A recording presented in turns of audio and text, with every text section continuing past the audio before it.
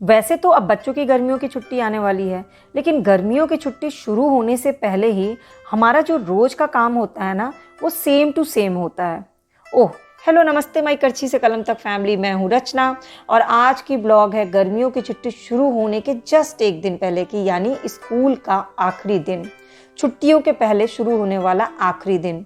और आखिरी दिन के लिए रूटीन वही होता है, सुबह के 5:30 पौने 6 बजे उठना, फेस वॉश करना और उसके बाद किचन में एंट्री कर लेना। किचन में एंट्री करते ही सबसे पहला मेरा काम होता है पानी गर्म करने के लिए चढ़ाना। ये पानी गर्म की 2-3 पर्पज़ के लिए होते हैं। एक तो सुबह सुबह अपने बेटे को देती हूँ नमक और पानी का गार्गल। दूसरा, मैं खुद तांबे की गिलास में गर्म पानी आधा ठंडा मिला करके आधा गर्म मिला करके पीती हूँ। ठंडा जो रात में मैं भर के छोड़ देती हूँ और उसी में आधा गुनगुना मिलाती हूँ। तीसरा, अपने बेटे को मैं गर्म पानी देती हूँ, गार्गल के बाद कुछ चीज़ें खिलाती हूँ और उसके बाद ही गर्म पानी पीने देती हूँ। इससे बच्चों को टॉन्सिल, सर्दी खांसी की प्रॉब्लम नहीं होती है, इसलिए सुबह सुबह का गर्म पानी बहुत इंपॉर्टेंट है। खैर, मैंने तांबे के गिलास में पानी रखा था वो पी लिया और मैं लग गई टिफ़िन के लिए सब्ज़ी बनाने के लिए।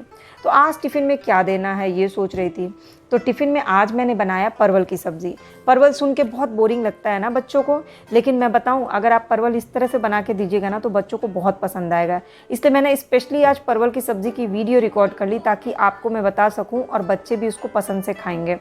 तो कढ़ाई चढ़ाई, सिर्फ एक बच्चे के लिए परवल बनाना था तो 4 परवल लंबे लंबे टुकड़ों में धुल के काट लिया था। आधा चम्मच सरसों के तेल में थोड़े से मेथी दाने का तड़का दिया। मेथी बहुत ही ज़्यादा हेल्दी होता है और सब्ज़ी के टेस्ट को तो बढ़ाता ही है। और फिर इसमें लहसुन का पेस्ट डाल दिया। ये सिर्फ लहसुन का पेस्ट है। ये जो सिर्फ लहसुन के पेस्ट वाली सब्ज़ी बनती है बहुत सोंधी सी बनती है और इस सब्ज़ी को हम लोग ट्रेन वाली सब्ज़ी कहते हैं। और फिर 4 परवल जो काट के रखे थे लंबे लंबे, वो इसमें डाल दिया। मसाले कुछ भी नहीं पड़ते हैं इसमें, सिर्फ 2 चुटकी हल्दी और नमक टेस्ट के अकॉर्डिंग। मिर्ची आपको अपने ऊपर डिपेंड, अगर बच्चों के लिए बना रहे हैं तो ना ही डालें और अगर बच्चों के लिए नहीं बना रहे तो थोड़ी सी लाल मिर्च आप डाल सकते हैं।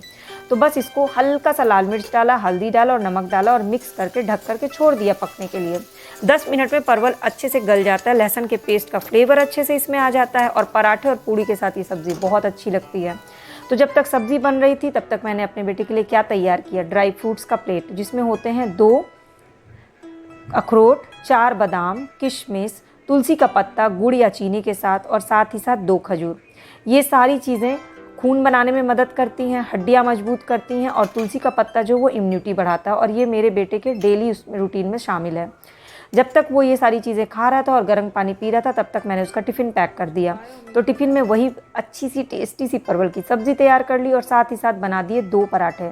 2 पराठे मोर देन सफिशिएंट होते हैं बच्चों के लिए, अगर वो किसी से टिफ़िन शेयर नहीं करते हैं तो, और अगर शेयर करते हैं तो 3 पराठे रख देना चाहिए। तो मैंने 2 पराठे रख दिए, लेकिन मेरे बेटे के टिफ़िन बॉक्स में हमेशा 2 लेयर्स होते हैं। ऊपर वाले लेयर में एक फ्रूट होता है और एक स्वीट डिश होता है। तो ऊपर वाले लेयर में आज स्वीट डिश में मेरे पास था केक, जो मार्केट का बना बनाया केक आता है ना, वो एक टुकड़ा, एक केक रख दिया। और फ्रूट्स आज नहीं थे क्योंकि फ्रूट्स के साथ क्या होता है कि डेली बेसिस पे अवेलेबल नहीं हो पाते हैं। तरबूजा एक बार आता है ख़त्म हो जाता है, खरबूजा ख़त्म हो जाता है। तो मैंने आज उसको खीरा दे दिया क्योंकि मैंने हमेशा बताया ना कि सुबह का खीरा हीरा होता है और छिलके सहित खीरा खाना से बहुत फ़ायदे होते हैं। मैंने ऑलरेडी इसके बारे में एक वीडियो शेयर की हुई है, आप उसे जाके ज़रूर देखिएगा कि खीरा किस तरह से खाना चाहिए। Good morning. Hello, good morning. सुबह सुबह हमारी निकल गई है यात्रा स्कूल की और स्कूल का बैग आज है असली भारी, मतलब 5-7 किलो का तो बैग होगा ही। तो शिफ्ट वाइज हम लोग का चल रहा है बैग ढोने का कार्यक्रम। आधे दूर रचित धो रहे हैं, आधे दूर हम धो रहे हैं। क्या बोलते हैं रचित, हम लोग डंबल उठाने की प्रैक्टिस कर रहे हैं। हाय राम, थक जाएंगे लेकिन चलो मज़ा है ना। यहाँ से यहाँ तक मेरी ड्यूटी है, अब यहाँ से तुम्हारी ड्यूटी शुरू होगी। रेडी? मंदिर है इधर, चेक कर लो भगवान जी को। चल रुको, शिफ्ट करते हैं यार। कोई माँ संगा, हरी राम, चल बाबा। बाबा हो गए। तुम हाथ इतना जोर क्यों पकड़े रहते? हम तो ना कहीं जा रहे हैं। 1.5 किलोमीटर एक साइड से, 1.5 किलोमीटर एक साइड से। स्कूल जो है वो 1.5 किलोमीटर दूर है, यानी 3 किलोमीटर एक बार में वॉक हो जाती है। जब छुट्टी में लेने जाती है तो 3 किलोमीटर और वॉक हो जाती है। ये मेरा है, मतलब मेरा ये वॉक का है। बट यहाँ कॉलोनी में मैंने देखा है डीपीएस एकदम बगल में, पर बहुत सारे लोग सुबह सुबह स्कूटी से, कार से बच्चों को स्कूल छोड़ने के लिए जाते हैं, जबकि उनके खुद के लिए भी वॉक बहुत ज़रूरी है। सुबह की तो एटलीस्ट ज़रूरी, दिन में तो चलो धूप है बहुत तेज़, और बच्चों के लिए भी उतना टहलना सुबह के टाइम में बहुत ज़रूरी है। और सिर्फ यही नहीं, फर्स्ट फ्लोर पे मकान है, सेकंड फ्लोर पे मकान है, लेकिन सीढ़ियाँ नहीं चढ़नी है, सीधे लिफ्ट से ही जाना है। बहुत लोगों को मैं इतने दिन से ऑब्जर्व करी, तो मैंने यही सोचा कि लोग बोलते हैं ये बीमारी हो गई, ये बीमारी हो गई, घुटनों में हो गई, हार्ट में हो गई, अब बीमारी की कोई एज नहीं रह गई है। बट बेसिकली हमने अपनी लाइफ स्टाइल बहुत चेंज कर ली है। हम ना 4 व्हीलर 2 व्हीलर पे इतने ज़्यादा डिपेंडेंट हो गए हैं कि बीमारियाँ क्यों नहीं आएंगी, जबकि वॉक करना, सीढ़ियाँ चढ़ना, ये सब नॉर्मल एक्सरसाइज है। आप अलग से जाके जिम करोगे कोई फ़ायदा नहीं है अगर ये डेली बेसिस पे ये सारी चीज़ें नहीं करते हैं तो। फिर मैं यही कहूँगी ये मेरी पर्सनल थिंकिंग है, मुझे नहीं पता आप लोग की थिंकिंग इस बारे में क्या है। तो फिर बेटे को स्कूल छोड़ने के बाद, घर की क्लीनिंग डस्टिंग के बाद बारी आती है मेरे सेल्फ केयर की, क्योंकि नाश्ता बन चुका है और अब बारी है अपनी ख्याल रखने की। तो अपना ख्याल रखने में मेरा फेवरेट इंग्रेडिएंट है दही। तो 1 चम्मच दही, आधा चम्मच बेसन। दही जो होता है वो बहुत ही डीपली क्लींजर करता है आपकी स्किन को और आपकी स्किन की चमक को बहुत तेज़ बढ़ाता है। बेसन बहुत अच्छा स्क्रब का काम करता है। मुल्तानी मिट्टी बहुत अच्छा फेस पैक का काम करता है। और हल्दी एंटी एजिंग होता है और आपके स्किन के दाग धब्बों को ख़त्म कर देता है। और ऊपर से इसमें अगर गुलाब जल मिला देते हैं तो ये कंप्लीट गोल्ड फेशियल की तरह तैयार हो जाता है। बहुत ही स्मूथ पेस्ट तैयार होता है दही, बेसन, हल्दी, गुलाब जल और मुल्तानी मिट्टी का। और इसको हफ्ते में एक बार भी करिएगा ना तो इसके रिज़ल्ट आपको बहुत अच्छे मिलेंगे। और आप किसी भी स्किन टाइप के होंगे ना, आप इसको ट्राई कर सकते हैं। इसके कोई भी साइड इफ़ेक्ट नहीं है, किसी भी तरह का इफेक्ट आपको आपकी स्किन पे नहीं दिखेगा कि आपको कोई साइड इफ़ेक्ट हो जाए। बस करना क्या होता है, इसको अपने पूरे फेस पे अप्लाई कर लेना होता है। तो मैंने अपने पूरे फेस पे इसे अप्लाई कर दिया। ये इतना स्मूथ पेस्ट बना कि अगर आप, बहुत सारे लोग होते हैं ना डेली बेसिस पे तो नहीं, लेकिन वीकली मंथली पार्लर ज़रूर जाते हैं। मेरी वो आदत नहीं है। तो मेरी आदत है डेली स्किन केयर करने की, चाहे सुबह में कर लूँ चाहे रात में सोने से पहले, जिस समय भी मौका मिल जाए। और हर स्किन केयर मेरी शॉर्टकट वाली होती है, जो बहुत ज़्यादा टाइम टेकिंग नहीं होती है। आप अपने लिए 5 मिनट निकाल सकते हैं और ये सारी चीज़ें जो होती हैं वो लॉन्ग टर्म रिजल्ट देती है। बहुत सारे लोग बोलते हैं कि होम रेमेडी से कोई फ़ायदा नहीं हुआ, इसलिए क्योंकि आपने उसे रेगुलर नहीं किया और आपने उसको तुरंत इंस्टेंट रिजल्ट के एक्सपेक्टेशन के साथ किया। जबकि होम रेमेडीज़ ये होती हैं जो आपको रेगुलर करना होता है और इसके लॉन्ग टर्म तक रिजल्ट रहते हैं। यानी आपकी एज बढ़ती जाएगी लेकिन उसका इफ़ेक्ट आपके ऊपर इतना अच्छा रहेगा कि आपकी स्किन उस एज के बाद भी अच्छी रहेगी। इसलिए मेरी आदत हमेशा से रही है योगा, वॉक और स्किन केयर करने की, क्योंकि ये रेगुलर बेसिस पे हमारी ज़रूरत है। और अब मैंने सोचा कि सिर्फ मेरी क्यों, ये तो मेरी मम्मी की भी ज़रूरत है, तो मम्मी को भी मैंने लगा दिया। और मेरे पापा बहुत ध्यान से देख रहे थे, क्योंकि मेरे पापा ने कभी नहीं देखा कि मम्मी ने अपना ख्याल रखा हो। ये शायद एक गलत चीज़ भी हो सकती है, ये शायद एक अच्छी चीज़ भी हो सकती है, क्योंकि हम लोग 4 बहन रहे तो मम्मी को कभी भी सेल्फ केयर का टाइम नहीं मिला। दूसरा, मम्मी हमेशा से जॉइंट फैमिली में रही, जिसमें बाबा, दादी, चाचा, बुआ सब लोग रहते थे। तो और मम्मी सबसे बड़ी रही, तो पूरे घर की जिम्मेदारी में अपने ऊपर उनकी क्या जिम्मेदारी ये कभी ध्यान ही नहीं रहा। और ये कहानी सिर्फ मेरी मम्मी की नहीं है, मेरे ख्याल से सभी की मम्मी को यही कहानी होती है। अब इस एज में जाकर के उनको ये लगता है कि अब क्या एज है अपना ख्याल रखने की।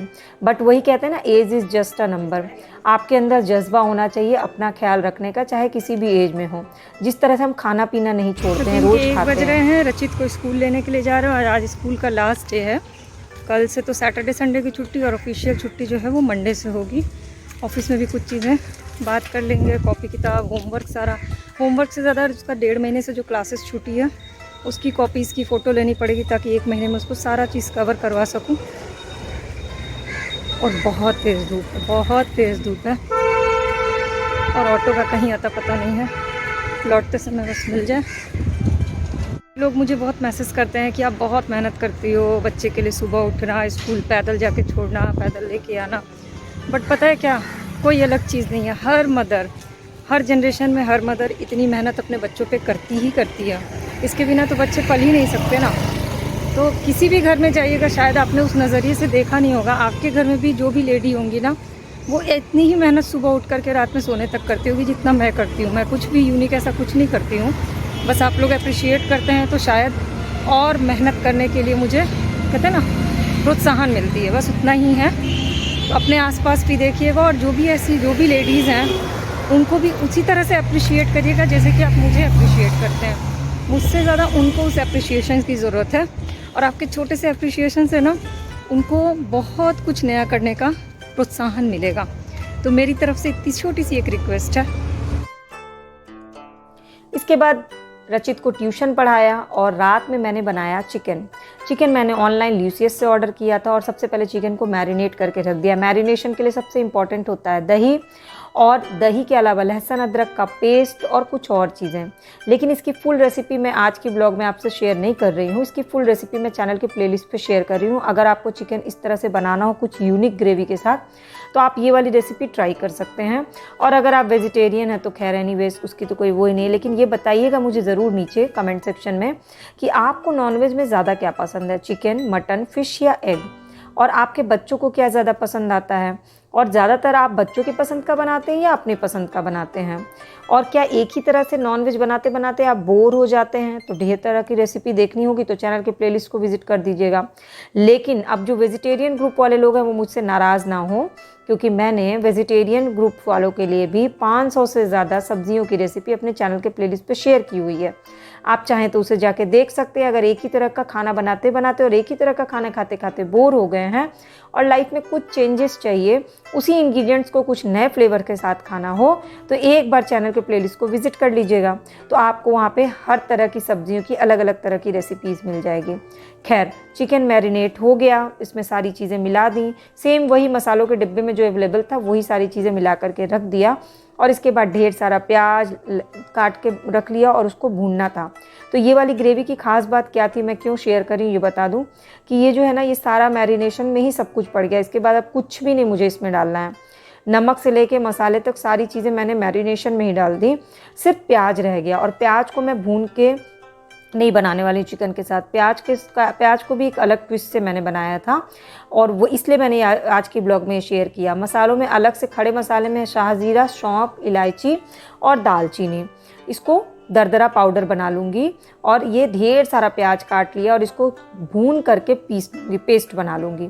भून करके पेस्ट बनाने से ना ये बहुत अच्छी सी ग्रेवी बनती है। तो इसकी रेसिपी चैनल के प्लेलिस्ट पे ज़रूर देख लीजिएगा, आपको मिल जाएगी। और अगर अच्छी लगेगी तो एक बार बना के ट्राई करिएगा। वैसे आज मैंने और भी एक वीडियो बनाई, भारत को जानो। भारत के बारे में बहुत इंटरेस्टिंग चीज़ें मैंने बताई हैं। आप एक बार चाहिए तो उसे ज़रूर देखिएगा और अपने बच्चों को बताइएगा, क्योंकि ये भारत के बारे में बहुत ही ऐसी चीज़ है जो हर किसी को पता होना। परीक्षाओं तक भारत के बारे में ढेरों क्वेश्चन हम पढ़ते हैं, समझते हैं, सुनते हैं, लेकिन तब भी वो कम लगता है। खासकर भारत के भूगोल के बारे में, जिसे जानना हर किसी के लिए बहुत ज़रूरी है। हेलो नमस्ते भाई करछी से कलम तक फैमिली, मैं हूँ रचना, और भारत को जानो के एपिसोड 5 में आज का टॉपिक है भारत के प्राकृतिक प्रदेश। नेचुरली भारत को कितने भागों में बांटा गया है, उन भागों को किस हिसाब से बांटा गया है, कौन से दर्रे किस भाग में आते हैं, गारो, खासी, जयंतिया, नागा पहाड़ियाँ भारत के किस हिस्से में हैं, सिंधु और गंगा के मैदान में कौन सी नदियाँ हैं, भारत का कौन सा क्षेत्र बड़ा रेगिस्तान है, कौन सा क्षेत्र छोटा रेगिस्तान है, प्रायद्वीपीय पठार में कौन कौन से पठार हैं, अरावली, विंध्य, सतपुड़ा, मैकाल, अजंता पहाड़ पर्वत जो हैं वो कहाँ हैं, पूर्वी घाट किधर है और पश्चिमी घाट का क्या महत्व है। सिर्फ और सिर्फ 7 मिनट में भारत के पूरे प्राकृतिक प्रदेश के बारे में सारी जानकारी देखेंगे। तो बिना किसी का समय गवाए शुरू करते हैं आज की ये इंटरेस्टिंग फैक्ट वीडियो। तो भारत के पूरे भूमि को 4 मेन भाग में बांटा गया है। सबसे पहला जो भाग है वो उसका पर्वत का प्रदेश है, जिसे हम कहते हैं विस्तृत पर्वतीय प्रदेश। अब ये जो विस्तृत पर्वतीय प्रदेश है ये हिमालय है, और हिमालय को भी 3 भाग में बांटा गया है। इसके बीच में बड़े बड़े पठार